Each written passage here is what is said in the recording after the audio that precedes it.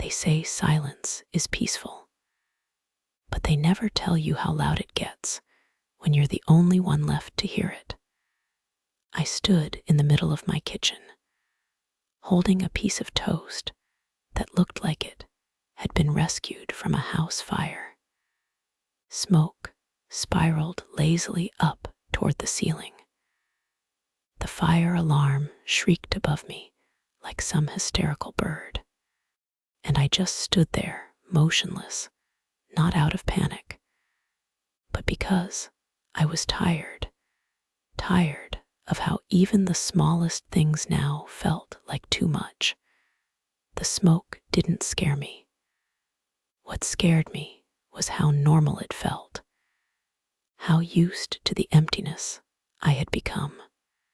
This house, with its cathedral ceilings and pristine countertops, had once held laughter, Sinatra on vinyl, the smell of rosemary, and olive oil from the skillet.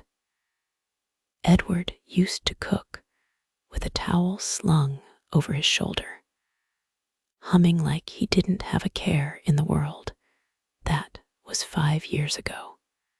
Now it's just me, and this toast, and the sound of something dying inside me I'm no longer able to ignore. I didn't even notice the silence at first. When I was working 60-hour weeks at the firm, I was too busy to feel anything. But now, retired, alone, the quiet fills every corner like water in a sinking ship. And me, I'm just floating through it. The fire alarm finally shut off. I exhaled slowly, not relief, more like resignation. Then came the doorbell. I wasn't expecting anyone, probably a neighbor. I wiped my hands on a kitchen towel stiff from disuse and walked to the door.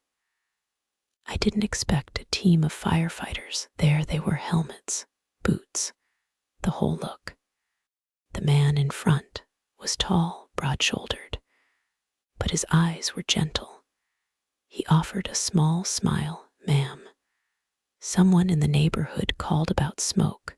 We were nearby, just making sure everything's all right." "Oh, right, the toast," I said, laughing awkwardly. "No fire, just culinary incompetence." He smiled. "That's a relief. You sure you're okay?"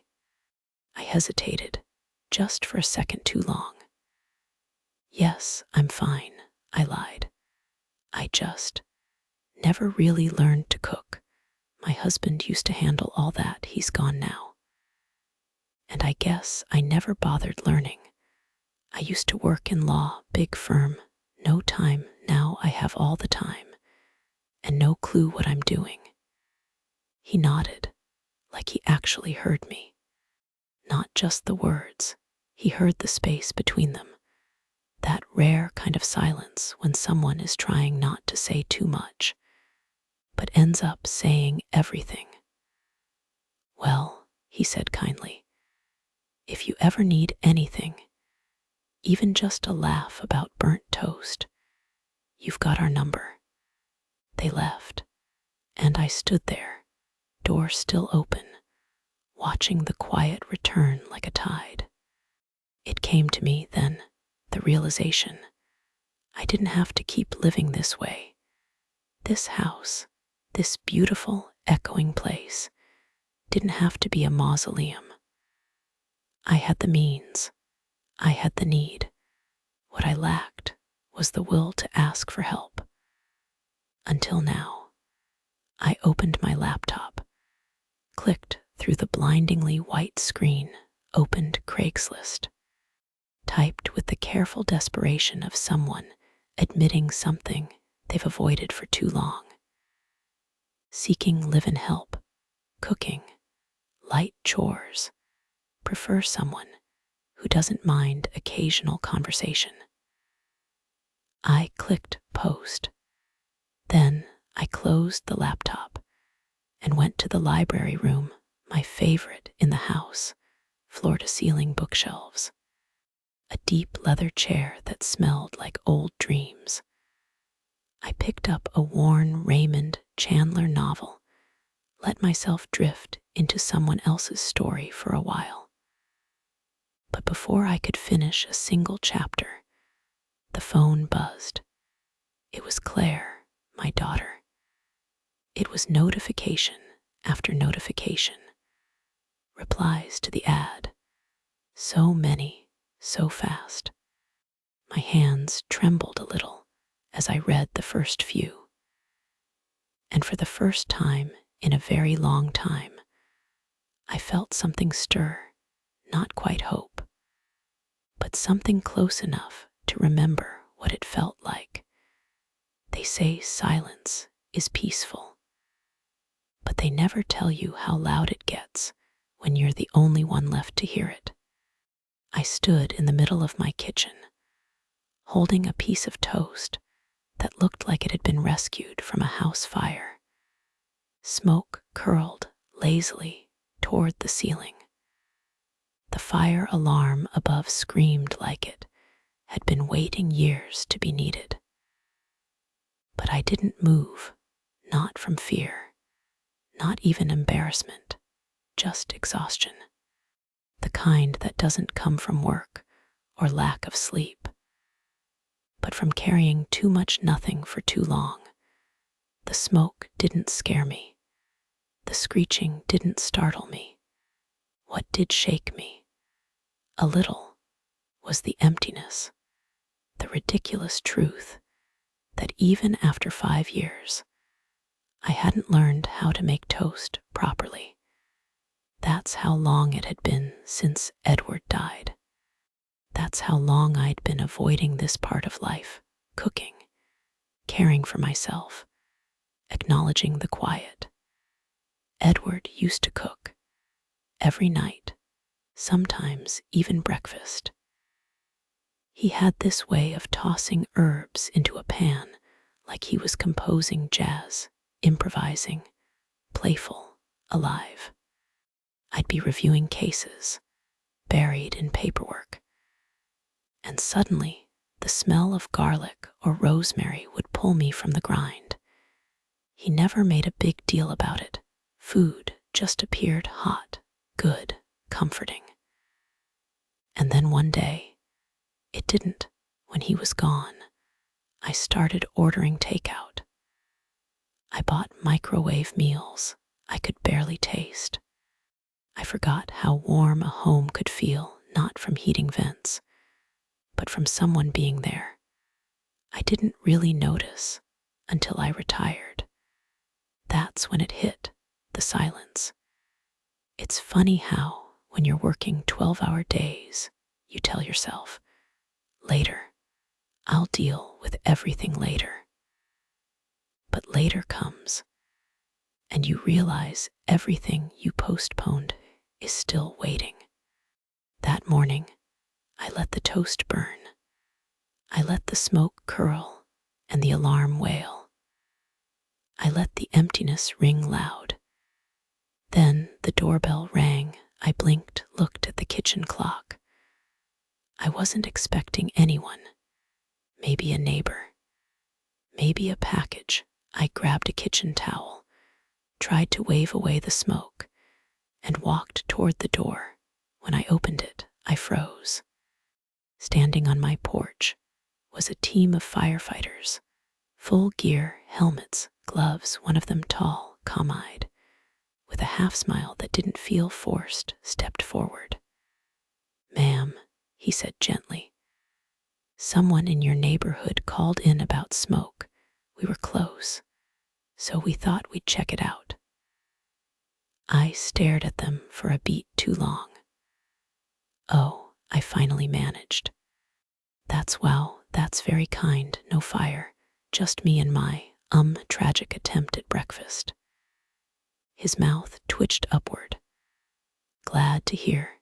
You sure everything's all right?" "Yes," I said automatically, but the word felt brittle then. Without really planning to, I added, I used to be a lawyer, corporate. My husband cooked, always.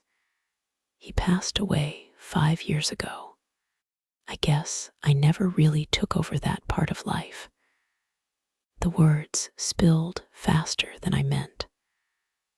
The firefighter just nodded, not awkwardly, not out of politeness, but like he actually heard what I was saying, even the parts I didn't say out loud. Well, he said after a pause, if you ever need anything, even just someone to talk about burnt toast, with our stations just down the road. I laughed, a real laugh, short, a little broken at the edges, but mine. Thank you, I said, meaning it. They left. I closed the door and leaned against it. The silence that returned was familiar. But that morning, it felt heavier, not oppressive, just unavoidable. It had weight now, texture, like a blanket I couldn't fold away. I stood there for a long time, looking around at the kitchen, the cabinets Edward picked, the stools no one sat on anymore. The fridge still had his magnet poetry words scattered across the top right corner. I hadn't touched them. It was then I said it out loud. I need help. Not just with the cooking, not just with the smoke alarms and the broken garbage disposal I'd been ignoring for a year. I needed someone, a presence, a heartbeat that wasn't mine. I didn't want to keep walking past rooms full of nothing. I didn't want to keep watching the mail pile up just to remind myself I still existed. Claire, my daughter, had offered to move me to San Francisco, or come stay here. But her work, her boyfriend, her tiny rented apartment, it wasn't realistic. And anyway, it wasn't what I needed. I didn't want to be someone's obligation. I wanted to feel useful again. And I wanted my home to feel alive. That afternoon, I made a decision. I opened my laptop, pulled up Craigslist. My fingers hovered over the keyboard for a moment. Then, slowly, I typed seeking live-in help, cooking, light cleaning, prefer someone who's kind, willing to share coffee and conversation, room, meals, and compensation provided. I hit post before I could talk myself out of it. For the first time in months, I felt the tiniest flicker of motion, like something inside me had shifted, not much, but enough to notice.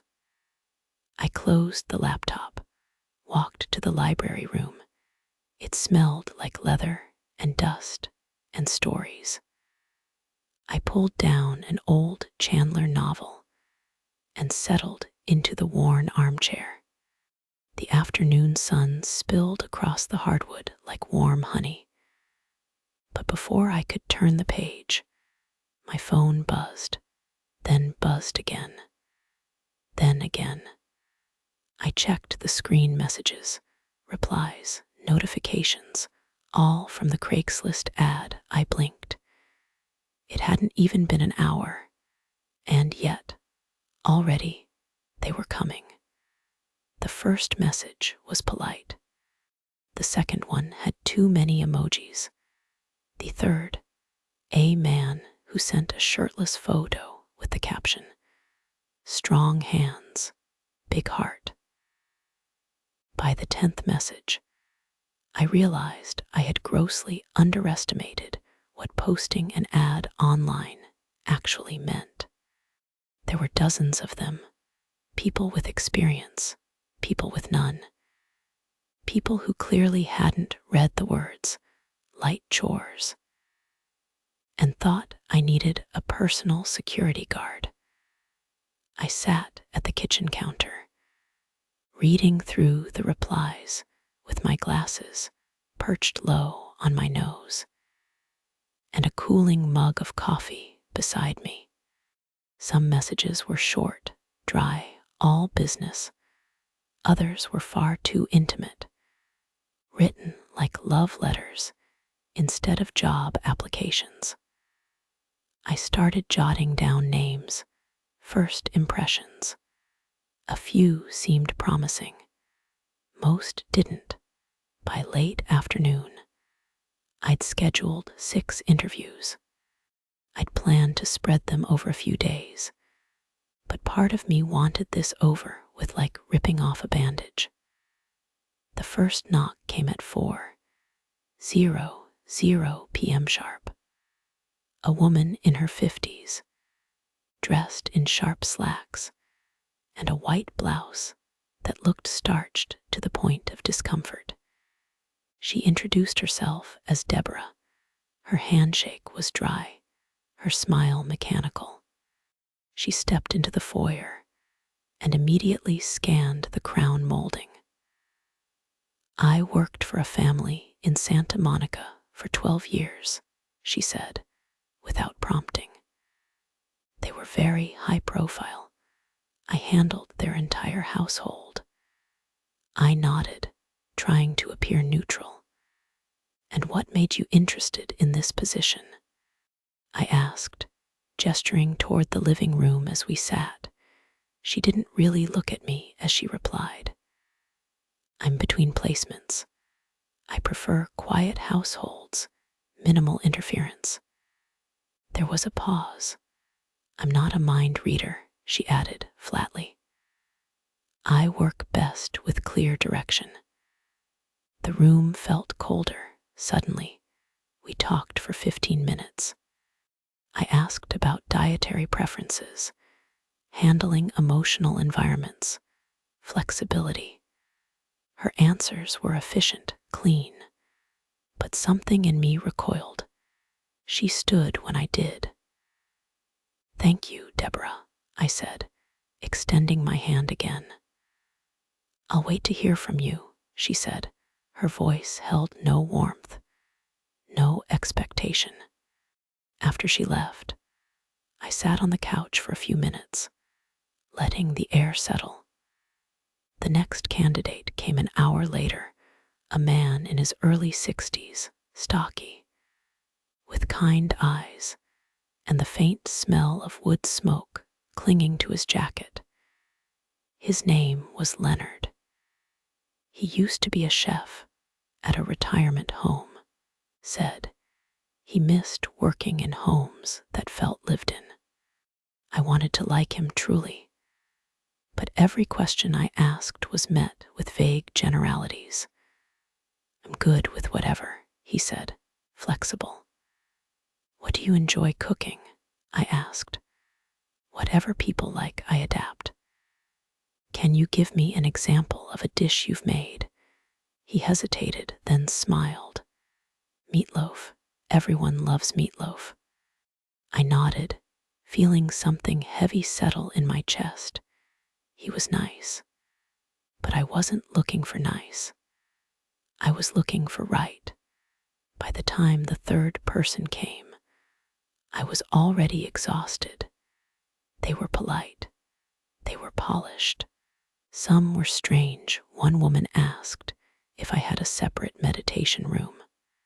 Another handed me a 3-page resume and asked how often I expected emotional labor.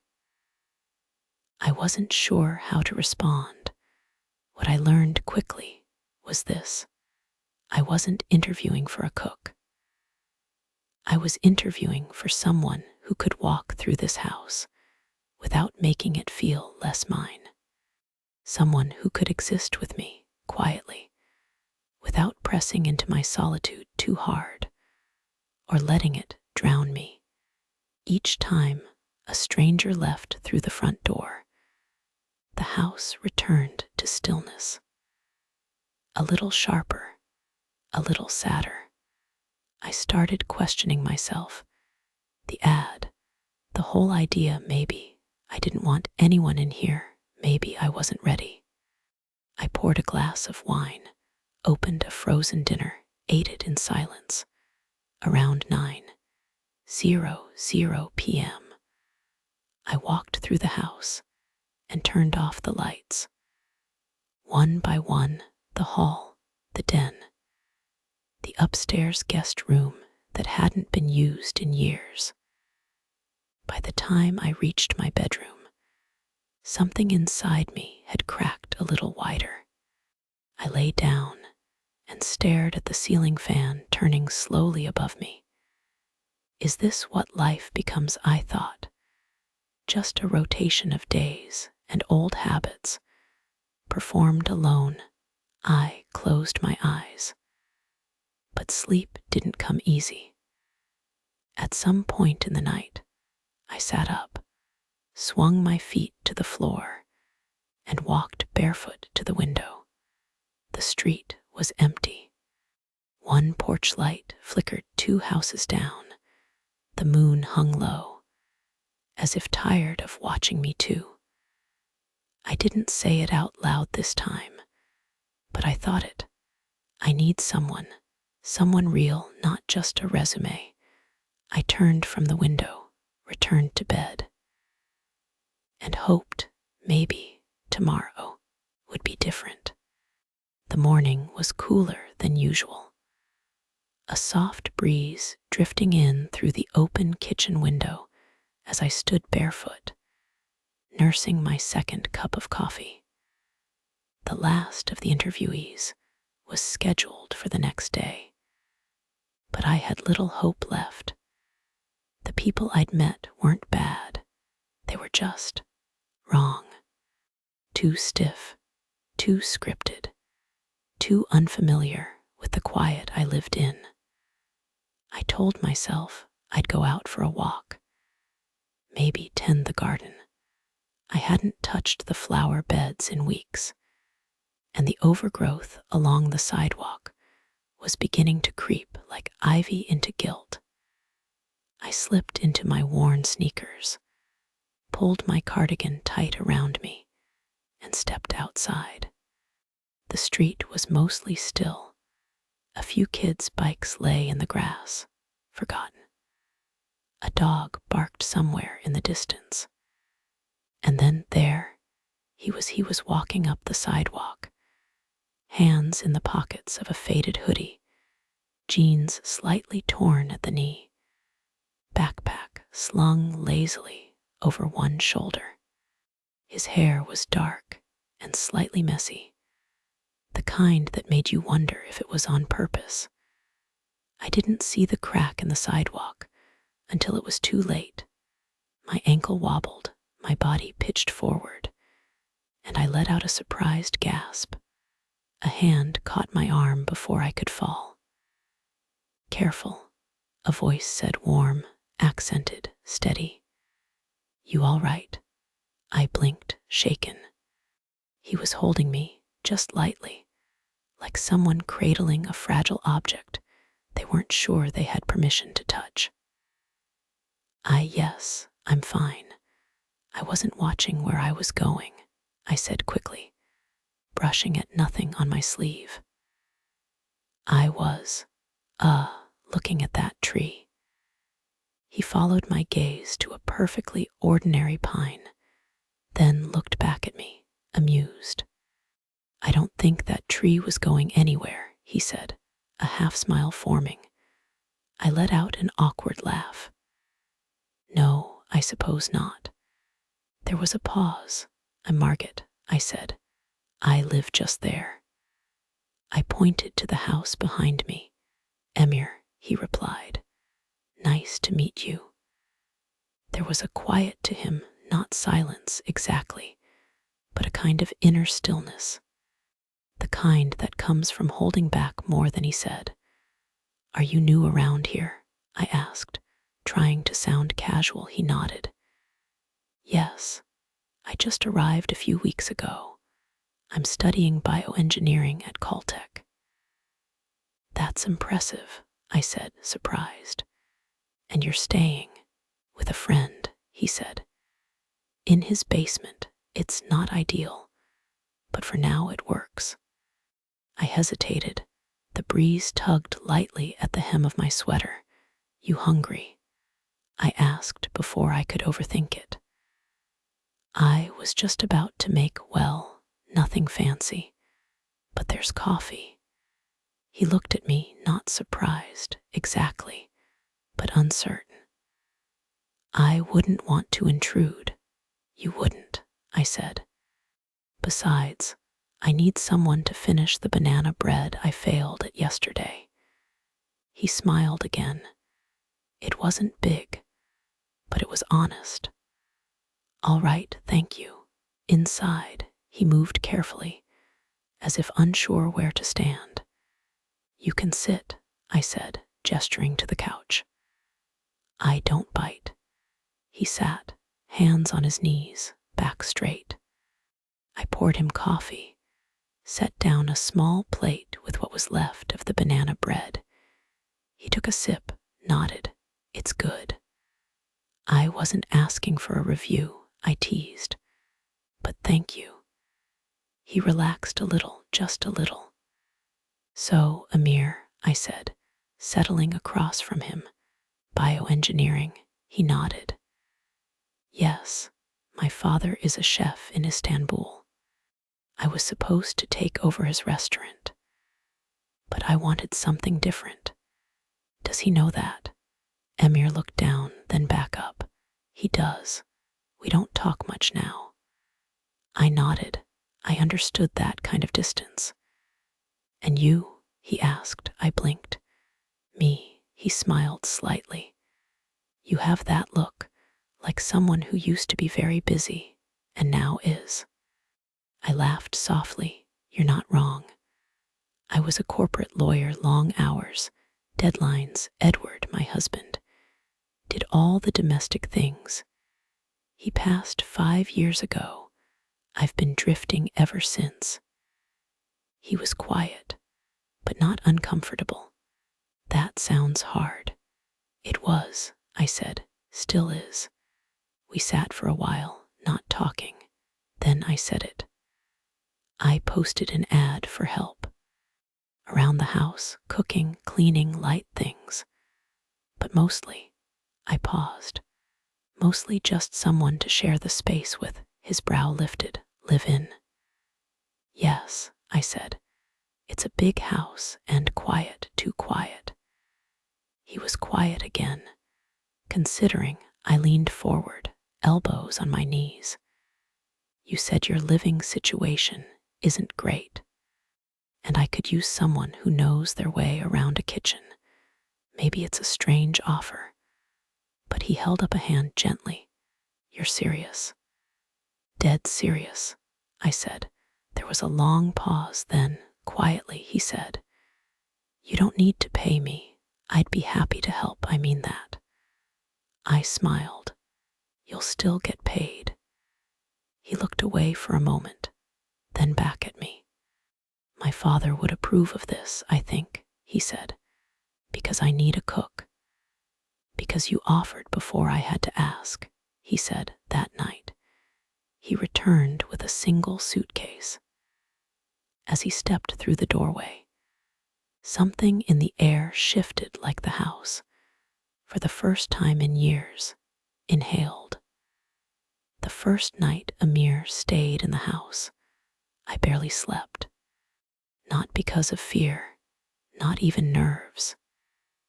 It was the silence, feeling different, not empty, not pressing in, just unfamiliar. I heard the faint creak of floorboards as he walked down the hall to the guest room, heard the distant hum of water pipes when he showered.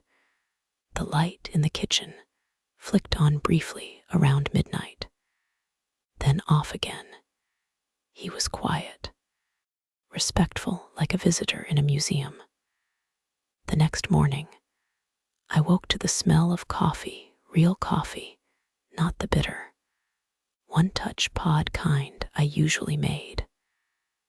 I came downstairs and found him in the kitchen, barefoot, sleeves rolled up, humming something in Turkish as he diced tomatoes.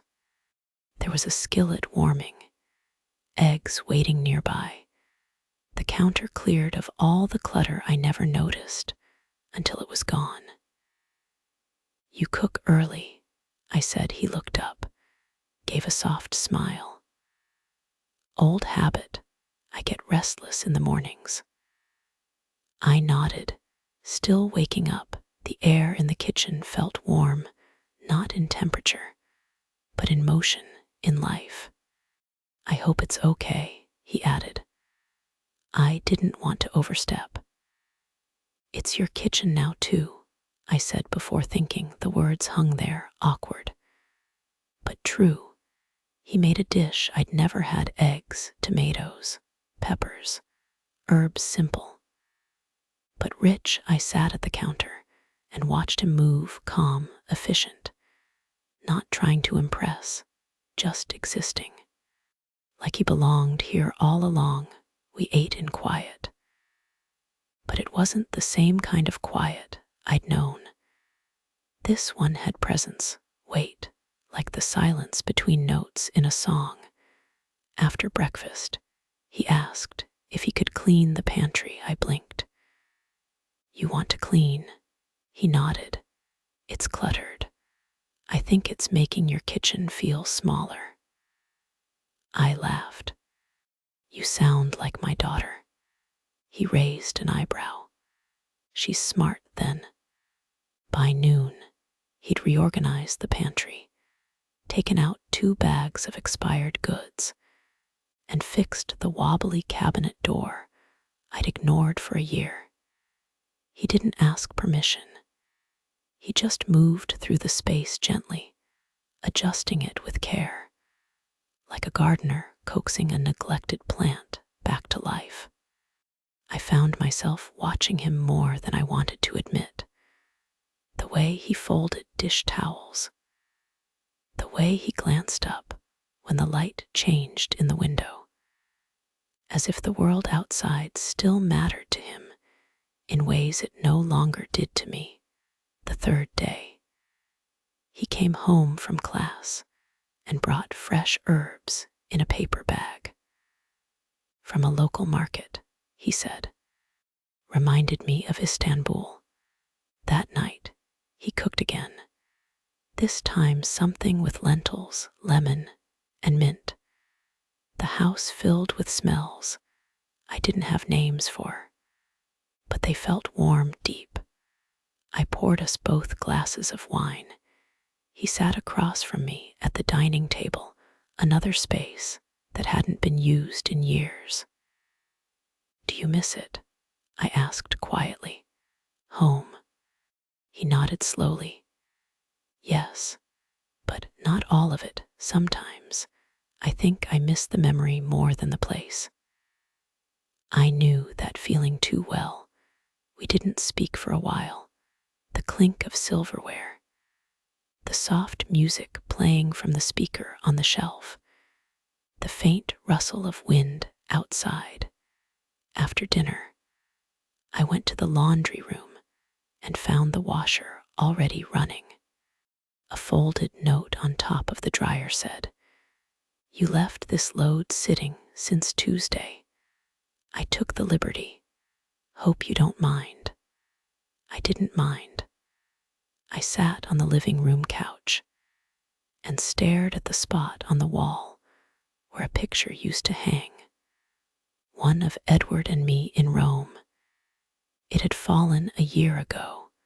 The glass cracked. I never replaced it. I told myself it was because I didn't want to erase anything. But maybe I just hadn't wanted to look at the crack later. Emir passed by with a fresh towel over his shoulder, heading to his room. "Good night," he said. "Sleep well," I replied. And I meant it that night. The silence returned, but it was different again. Not lonely, just soft. Like the house was listening, waiting, maybe even breathing. It started with the way he said my name, soft, simple, but with care. "Margot," he'd say, passing behind me in the kitchen. You left the kettle on. And I'd turn, suddenly too aware of the sound of my own breath. We'd fallen into a rhythm, one I hadn't asked for, but no longer questioned. Mornings, he brewed coffee and hummed some half-remembered melody. Evenings, we cooked together. Sometimes I helped. Sometimes I just watched, pretending I didn't notice the way the steam from the stove fogged the corners of the window, or how the light hit his face just so when he laughed at his own bad jokes. He was careful, Emir, respectful to a fault. He never overstepped, never asked too many questions. But something lingered in the spaces between our conversations, a hum, low and constant, like electricity just beneath the skin of this house.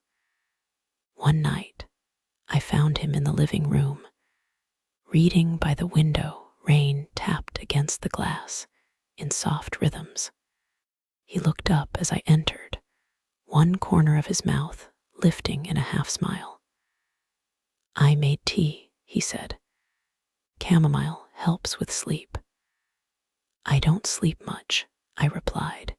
He didn't push, just poured a second cup and handed it to me. We sat in silence, not because we had nothing to say, but because the silence itself was beginning to say enough. After a while, I asked, "Do you miss being young?" He looked at me, curious. "I am young." "You know what I mean," I said. "Before this, before responsibility and rent and the ache that settles in your back from sitting too long." He chuckled. "I don't think I've reached that point yet." I smiled. "You will." He was quiet for a moment, then said, "You don't seem old to me." That stopped me. It wasn't flirtation, not the way he said it. It was observation, truth, maybe. I looked down into my tea. The steam had thinned, like breath fading in cold air. "Sometimes," I whispered, "I forget I'm still alive." He didn't answer, but his hand brushed mine, just for a second, as he took my empty cup. That night, I didn't sleep again, but not from restlessness, from something else, a weightless feeling, like I was floating just above the mattress, listening for footsteps that never came. The next day, I caught myself watching him too long as he stood by the sink. His shirt clung to his back, damp from the heat of the kitchen. His hair was messy from running his fingers through it. I turned away before he noticed. But he had noticed. He didn't say anything, just smiled gently, like someone who had seen something beautiful and chose not to name it that evening. I found a small package by the door. He had gone to the market again. Inside was a bundle of fresh basil, a lemon, and a note tonight. Pasta, something simple, something warm I cooked with him that night. I chopped the garlic, stirred the sauce. Our hands brushed more than once. Neither of us pulled away. The pasta was perfect. After dinner, we sat at the table longer than usual. I sipped my wine, tracing the rim of the glass with my finger. "You know," I said, "for someone who just moved here, you've made yourself at home pretty quickly." He tilted his head. "Is that a bad thing?" "Not at all," I said. "It's surprising." He studied me for a moment, then, quietly, "You let me." I looked at him, really looked. There was a calm to him, but behind it, something stirred, a current, faint but unignorable. I leaned in slightly. And if I hadn't, he smiled, you would have. I set the glass down. The room felt still, not frozen, just waiting outside. The rain had returned, soft and steady inside. I felt it, something delicate, just beginning. A note held too long in the throat. A breath you don't know you're holding until it escapes. We didn't touch, but something did, something unnamed. And real that night, as I climbed the stairs to my bedroom, I turned back. He was still sitting at the table, eyes closed, listening to the rain. And in that moment, I knew something had shifted, not in him. In me, it was a Sunday morning when I woke to the scent of lemon and thyme. Sunlight filtered in through the curtains, soft and unhurried. I hadn't set an alarm. There was no need. But something pulled me from sleep, not a sound, not a movement, just the air, the way it held warmth that hadn't been there before. When I stepped out of my bedroom, I found a tray at my door, scrambled eggs, toast, fresh orange juice, a small sprig of rosemary on the napkin, as if breakfast deserved a flourish. And a note, just one line. You mentioned this used to make you smile. I stood there, barefoot on the hallway rug, holding the tray in my hands like it might vanish. My chest tightened not from surprise, but from memory. Edward used to do this. Quiet gestures, soft gifts, the kind of kindness that crept in slowly and stayed with you long after the taste had faded.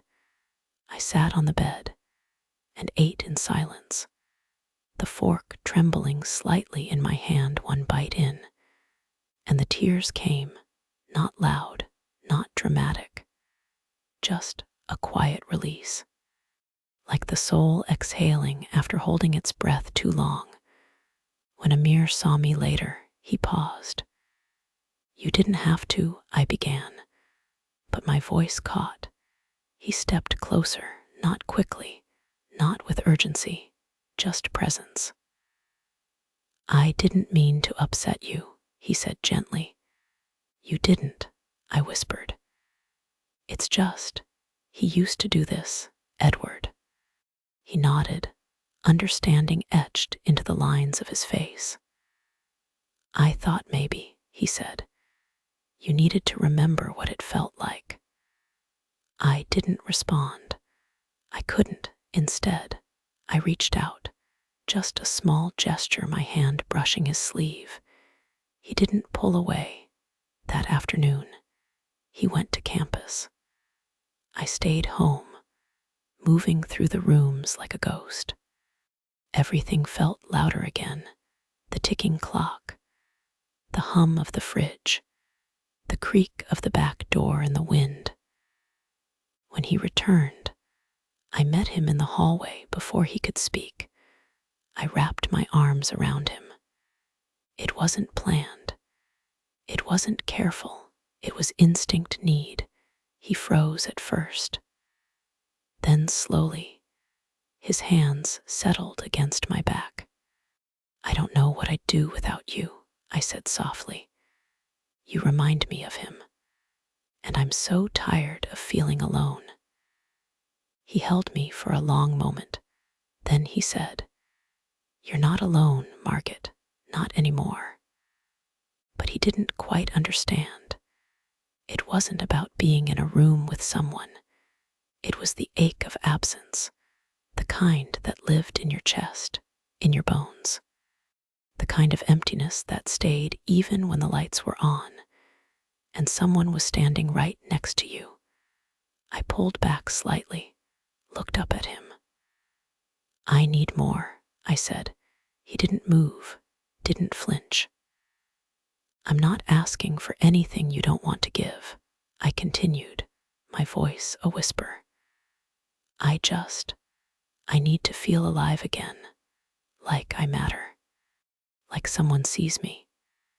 He didn't speak, but something shifted in his gaze, a recognition, a soft breaking. Then, with quiet clarity, he leaned in, his forehead touched mine, gently. And in that stillness, something passed between us, unspoken, unmeasured, a warmth that threaded itself through my chest, down to the hollows I'd kept hidden. No hunger, no fire, just breath shared, understood, and then, as if the room itself exhaled, his lips brushed mine. It was not a kiss that demanded anything. It was a question, a possibility. I answered not with words, but with stillness, with surrender. In the quiet that followed, I felt it, a spark, deep and bright, blooming in the dark. It wasn't about youth or desire or fixing what had been broken. It was about presence, reawakening, like winter yielding to spring, not in sudden blossoms, but in the soft melting of old snow. And in that slow thaw, I remembered something I had forgotten, how it felt to be chosen, to be touched not with hands, but with awareness. That night, nothing needed to be said. The house didn't feel full. It didn't feel empty either. It felt alive. And for the first time in years, so did I. The morning after held a strange kind of stillness, not empty, not uncertain, just full, with something unspoken that stretched quietly between us. Emir was already in the kitchen when I came downstairs. He didn't say anything about the night before. Neither did IWE. Moved around each other like people who had learned a new language overnight, careful with each word, but fluent in silence. He placed a mug of coffee in front of me. Our fingers touched for the briefest moment. I sipped slowly. The warmth of the ceramic seeped into my hands. Outside, the rain had stopped. The sun filtered in, softer than usual, as if the world itself had taken a breath and wasn't sure how to let it out. Later that day, he left for class. I stayed home, wandering through the house like I'd never seen it before. Each room felt different. The couch we sat on last week now held a weight, a memory folded into its cushions. The hallway echoed with his voice, even when it was empty. The mirror above the stairs showed not just me, but a version of myself I hadn't looked for in a long time. That evening, he returned just after dusk. He looked tired, the kind of tired that doesn't come from walking, but from carrying something you haven't named yet. We ate a quiet dinner, lentils and rice, mint tea after, and then I asked him to stay, not in passing, not by implication, but plainly, clearly. "Go to your room yet," I said. "Sit with me a while." He did. We moved to the living room. The lights were low. A soft jazz station hummed from the speaker, something old, something familiar. His presence filled the space in a way that felt like music itself.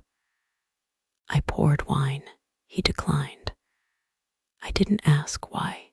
He was watching me, not intently, not like he needed to understand. Just watching, the way one watches the last light of day slipping behind the horizon, knowing it would return, but not wanting to miss the leaving. "I used to think I was done," I said suddenly. He tilted his head. "Done with what?" feeling, wanting, needing. His gaze didn't shift. But then you came in, I continued, with your tea and your quiet and your way of looking at things like they still matter. I stood, walked to the fireplace, touched the edge of the mantel where dust still clung in the corners. I forgot what it felt like to be touched without being handled, to be seen without being judged. The room was silent, except for the music, except for my breathing. And then his voice, Margot, just my name. I turned. He was standing now, close, but not too close. And something passed between us again, like a current, invisible, but undeniable. The next moments didn't unfold, they bloomed.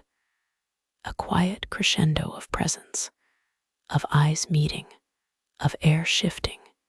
We didn't rush. We didn't speak.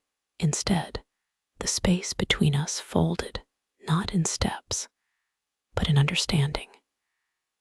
And then, without a word, the night opened, not with noise, with light, with a slow unraveling of the cold that had clung to my skin for years. His nearness was not fire. It was not storm. It was the sun, rising after too many gray mornings. A warmth that didn't ask to be earned. It simply was. And when he held me, not tightly, not possessively, but as if anchoring himself to something just as fragile as he was, I felt it. That quiet, invisible thread pulling us both into something unnamed. No boundaries were crossed, only veils, the kind that separate grief from grace, loneliness from presence, past from possible later, long after the world had gone still, and only the hum of night remained. I lay beside him, not out of longing, but out of becoming. His breath was steady, and mine, for the first time in a long, long time, matched it. The knock at the door was gentle, but it landed in my chest like a drop of cold water. I knew it was Claire before I even looked through the peephole. She had that way of arriving without announcing, a habit from childhood that had never left. Only this time, it didn't bring the same comfort. I opened the door, smiled. "Hi, sweetheart." She stepped in, coat draped over her arm, holding a tote bag full of snacks I never asked for, but she always brought. "Hi, Mom." She paused in the entryway, taking in the house like she was seeing it for the first time. Her eyes lingered on the books neatly stacked on the coffee table, the herbs drying in the kitchen window, the pair of sneakers by the back door, not mine. "Place looks different," she said. "I've been tidying," I replied. "Looks nice, lived in." There was a question buried under the compliment. I chose not to answer it. We sat in the kitchen. I poured her tea. She asked about my sleep, my appetite, my garden, the usual litany of concern wrapped in small talk. Then her eyes landed on a navy sweatshirt draped over the dining chair. Not mine. Either. She didn't reach for it, didn't touch it, just stared. "Are you seeing someone?" she asked. Too casually, I blinked. "What?" "Mom," she said gently. "There's an energy here, someone has been here or still is." I hesitated too long. Claire sat back in her chair, arms crossed. "I'm not judging," she said. I need to understand." I could feel the space tightening, the walls, the light, the air. "He's a student," I said finally, from Caltech. He needed a place to stay. I needed help around the house. Her eyes narrowed, not in suspicion, but in hurt. Help, cooking, cleaning, small things. And sleeping in your bed. The question wasn't sharp. It wasn't even cruel. It was soft. But it landed hard. I looked down at my tea, my hands, the lines that time had carved there. I didn't plan it, I said quietly. You don't have to explain, she replied, but she was already leaning back away. He's kind, I said, and thoughtful. He listens. She nodded slowly. And he's young. I felt my throat tighten. You think I've lost my mind. I think you're lonely, she said, and I'm scared someone will take advantage of that. My eyes met hers. So am I. The silence between us grew. She stayed an hour longer.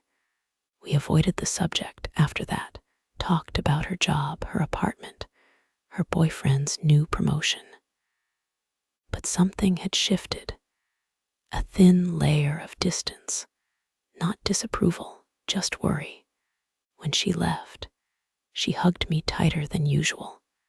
Just be careful, she whispered into my shoulder. I am, I said, but it felt like a lie I told both of us. That night, after the door clicked shut and the house returned to quiet, Emir stepped out of the hallway.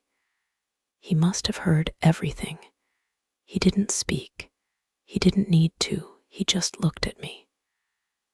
And for the first time, I looked away. The silence that followed Claire's visit wasn't the same kind of quiet I'd come to cherish. It was tighter, sharper, a silence that pressed into the corners of the house, like dust, impossible to ignore once you noticed it. Emir moved more softly than usual, not out of guilt, out of respect, out of hesitation. I moved less altogether. We still shared meals, still exchanged words, but something in me had curled inward, like a leaf retreating from light it no longer trusted. I began to question everything, the comfort, the companionship, the kiss, the way I had begun to look forward to his footsteps, his voice, the gentle clatter of dishes as he cleaned up after dinner. It scared me how much he had filled, and how quickly I found myself snapping at small things. The sponge left too wet in the sink. The laundry left a few hours longer in the dryer. None of it mattered. But I needed something to blame. He noticed. Of course he did. On the third day after Claire's visit, he found me in the living room, rearranging photo frames that hadn't been touched in years. I wasn't doing it for order. I was doing it to feel in control. He stood quietly by the doorway. I think I should go, he said. I froze, my hands still gripping the frame of Edward's photo, the one from Venice, the one I never had the courage to take down. What? I think this arrangement, it's becoming too complicated. I turned slowly. You're not doing anything wrong. That doesn't mean it's right, he said softly. His eyes weren't angry, they were tired. And that hurt more than if he had yelled. I set the frame down, walked toward him, stopped just short. You think I'm ashamed of you, I said. I think you're ashamed of yourself, he replied. I looked away. I'm trying, I whispered. I know, he said. So am I. He started to turn, and that's when it happened. I reached for him, not with desperation, but with something raw and quiet and breaking. "Please," I said. "Leave." He stopped. The air between us thickened. "I'm not ready to lose this," I continued. "Even if I don't fully understand it, even if I'm scared of what it means." He turned to face me slowly. "You don't need to understand everything," he said. "You just need to choose." I stepped closer. "Then I choose you," I said, "even if the world wouldn't." His gaze softened. His shoulders relaxed just enough. And then, without a word, he reached for my hand. That night, the house didn't feel quiet or loud. It just felt honest. Like we had finally stopped pretending. We weren't already bound by something bigger than fear. Something worth staying for. The days that followed didn't transform us. There were no grand declarations, no sweeping gestures, just the quiet ease of shared mornings and unspoken comfort in the way we moved through the house together. Emir stayed, not as a guest, not as a tenant, just stayed. His books took up space on the shelf next to mine. His favorite coffee mug lived beside mine in the drying rack. The rhythm of his footsteps became part of the floor's language, something the walls now recognized, the neighborhood noticed. Of course they did. A few looks, a few whispers, nothing cruel, just curiosity, wrapped in politeness. Mrs. Dalton from across the street paused during her afternoon walk and smiled too tightly. "You've got company these days, Margot." I nodded. "Yes, I do."